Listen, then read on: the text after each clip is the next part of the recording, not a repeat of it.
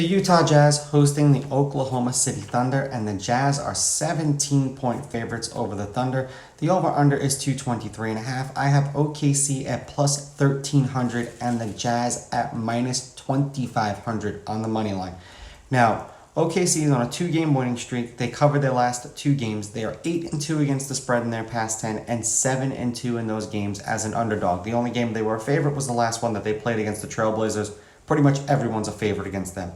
Now, the Jazz are on a 1-game winning streak. Now, depending upon what you got them at last night will depend on whether or not you won the game or you pushed. Because when I did my lines yesterday, the Jazz were 5 or 5.5. They rose to 6 and they won the game by 6. So take that for what it is. I put that they covered because when I picked them, they did. Now, they are 3-7 against the spread in their past 10 and 3-5 as a favorite. And you could go 3-6-1 and 3-4-1 if you pushed with them. Now, head-to-head, the Jazz are on a 6-game winning streak against the Thunder. The Jazz are 7-3 in their past 10 games against the Thunder.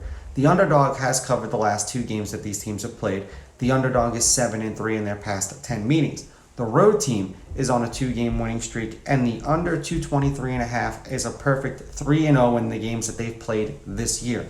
Now, the Jazz won the game 116-103. That was on March 6th. That wasn't too long ago. The Jazz won the game 110-104 on the road, and that was on November 24th. And the Jazz won the game 107-86 at home, and that was on October 20th. So, there was like one blowout amongst all of these games. I'm going to go Utah with the money line. I understand that there's no value in that pick. I just think they're going to win the game.